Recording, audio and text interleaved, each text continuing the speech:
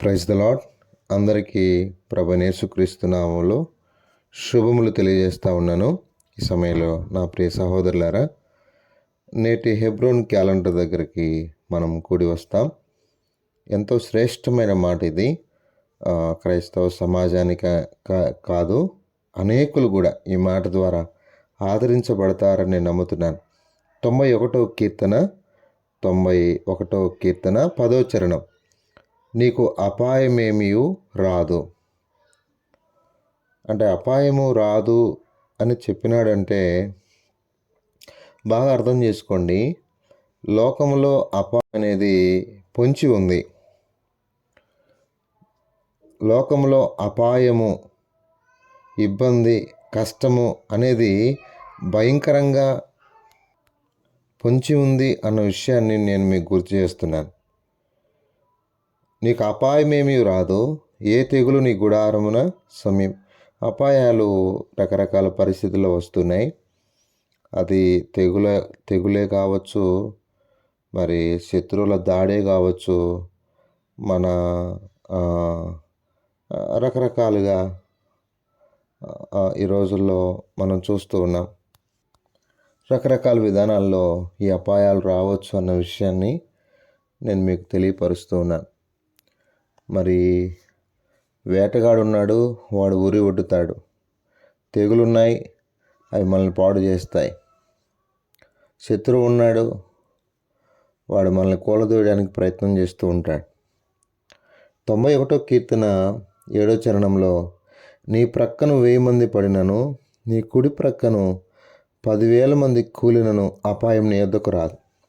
అంటే ఎంత చక్కగా చెప్తున్నాడు భక్తుడు. అంటే నువ్వు వెళ్తూ ఉంటావు, ఎన్నో భయంకరమైన వ్యాధులను బట్టి చనిపోతూ ఉంటారు. అదే దేవుని కృప నీ మీద ఉన్నప్పుడు అపాయం నీ యొద్దకు రా. ఎందుకు రాదు? రాపోవడానికి గల కారణం ఏంటి? 4వ చరణం, ఆయన తన రెక్కలతో నేను కప్పును, ఆ రెక్కల కింద నీకు ఆశ్రయము కలుగును. అంటే నువ్వు ఎక్కడున్నావు అంటే ఆయన రెక్కల కింద ఉన్నావు. రాత్రి వేళ కలుగు భయం, పగటి వేళ ఎగురు బాణం, చీకట్లో సంచరించు తెగులు, మధ్యాహ్నం ముందు పాడు చేయ రోగం, ఎన్నో ఉన్నాయి. అయితే నా ప్రియ సహోదరులారా, ఈ విషయాన్ని మనం అర్థం చేసుకోవడానికి ప్రయత్నం చేద్దాం. ఆయన రెక్కల కింద మహోన్నతుని చాటు నివసించువాడే, సర్వశక్తుని నీడను విశ్రమించువాడు. ఆయనే నాకు ఆశ్రయం, నా కోట, నేను నమ్ముకున్న దేవుడు ఆయనే. ఆయన నమ్ముకొని ఆయన ఆశ్రయంగా చేసుకుంటే మరి శత్రువు ఏం చేస్తాడు? అది సంగతి. శత్రువు ఏం చేస్తాడు ఈ భూమి మీద? నా ప్రియ సహోదరులారా, శత్రువు ఏం చేస్తాడు? కాబట్టి అపాయం తెచ్చిపెట్టే శత్రువు, మనల్ని అపాయంలోకి నెట్టేది వ్యాధులు, బాధలు, కష్టాలు. అయితే నువ్వు దేవుణ్ణి ఆధారం చేసుకుంటే, నువ్వు దేవుని మీద ఆధారపడితే, నువ్వు దేవుని గనక గణపరచగలిగితే ఎంత గొప్ప విషయం అంటారు. కాబట్టి అపాయాన్ని దేవుడు ఆపుతాడు. ఎప్పుడు నువ్వు ఆయన ఆధారం చేసుకుంటే, మన కుటుంబాన్నో మన పిల్లలను ఆధారం చేసుకుంటే నష్టపోతాం. రాజులు మొదటి గ్రంథం 21 అపాయాన్ని దేవుడు ఆపాడు. చూడండి, ఇక్కడ ఒక భయంకరమైన అపాయము ఆహాబుకు కలబోతూ ఉండగా దేవుడు ఆపాడు. నిజంగా ఒకవేళ మన జీవితంలో జరగబోతున్న అపాయాలు కూడా, ఆపదను కూడా దేవుడు ఆపడా అంటే ఆపుతాడు. అర్థమవుతుందా? భయంకరమైన అపాయం. రండి 21వ అధ్యాయము. వారు చేసిన క్రియలను బట్టి ఈ భయంకరమైన అపాయానికి వారు పాత్రులు, వారు అర్హులు.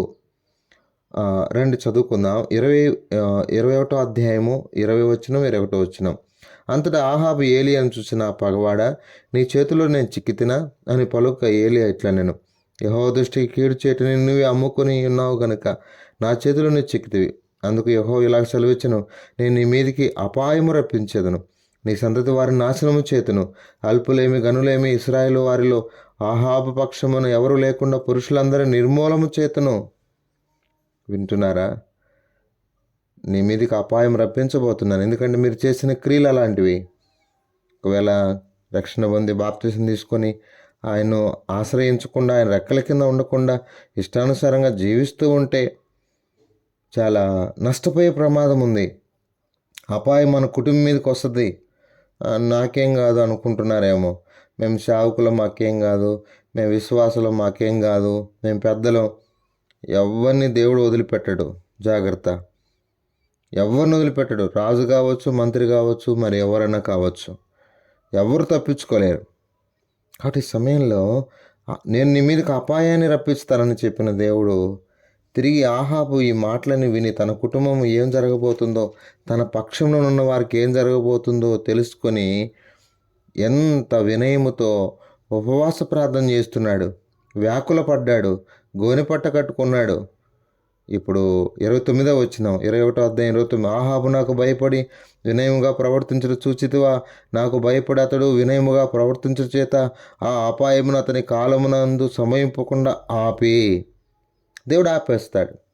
ఒకవేళ నువ్వు వినయముగా ప్రవర్తిస్తే నీ మీదకి రాబోతున్న అపాయాన్ని దేవుడు తప్పిస్తాడు. మరి ఎన్నో రకాల అపాయాలు, ఎన్నో ఆపదలు, ఎన్నో పరిస్థితులు మరి మన మీదకి రాబోతూ ఉంటుండగా వాటిని దేవుడే తప్పిస్తాడు. అయితే సర్వశక్తి నీడను విశ్రమించాలి, ఆయన రెక్కల కింద ఉండాలి. అప్పుడు దేవుడు ప్రతి అపాయం నుండి తప్పిస్తాడు. దేవునికి విరోధంగా రూపింపబడిన ఆయుధం ఏది వర్ధిల్లదు.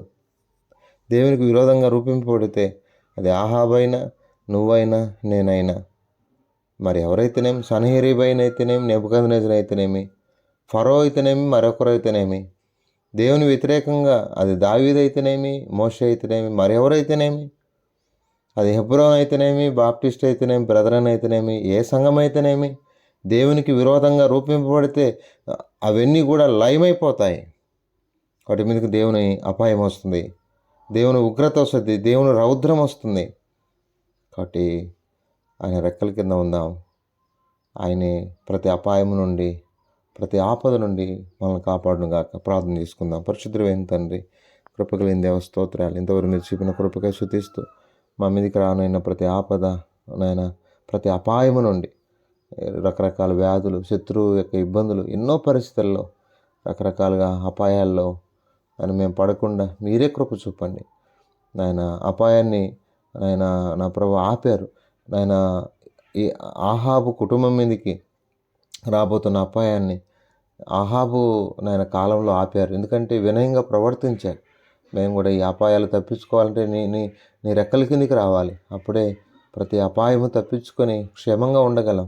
నిన్ను ఆశ్రయించాలి, నిన్ను నమ్ముకోవాలి, నీ శరణొచ్చాలి. సాయించి మా ప్రియులందరినీ కూడా అలాంటి కృపలో ముందుకు తీసుకెళ్ళి ప్రతి అపాయం, ఎవరైనా అపాయంలో ఉంటే వారిని మీరు తప్పించమని ప్రార్థన చేస్తూ మీ దయను కోరుతూ యేసు ప్రభు నాయన మా ప్రియులందరి అవసరతలు తీర్చమని ఈ దినము నా కుమార్తె గ్రేస్ విక్టోరియా మరి ఇంతవరకు కాపాడి ఎన్నో ఇబ్బందుల్లో, అనారోగ్య పరిస్థితులు నా బిడ్డను కాపాడుతూ వచ్చారు. మరి ఆ బిడ్డకు మంచి ఆరోగ్యాన్ని మీరు దయచేయండి. మరి మీ దయను కోరుతున్నాం. మరి 2 సంవత్సరాలు కాపాడి 3వ సంవత్సరంలో ప్రవేశపెట్టారు. నీకు వందనాలు. గ్రేస్ విక్టోరియాను నీ కొరకై ప్రతిష్ఠించుటకు సహాయం చేయండి. ఈ విధంగా ఈ గూగుల్ నైనా నా ప్రభా ఈ యొక్క యూట్యూబ్లో వింటున్న మా ప్రియులందరినీ కూడా మీరు దీవించి మీరే మహిమ పొందమని మీ దయను కృపను కోరుతూ యేసు ప్రభు నామములో ప్రార్థన చేసి అడిగి వేడుకొంచున్నాము తండ్రి. ఆమేన్.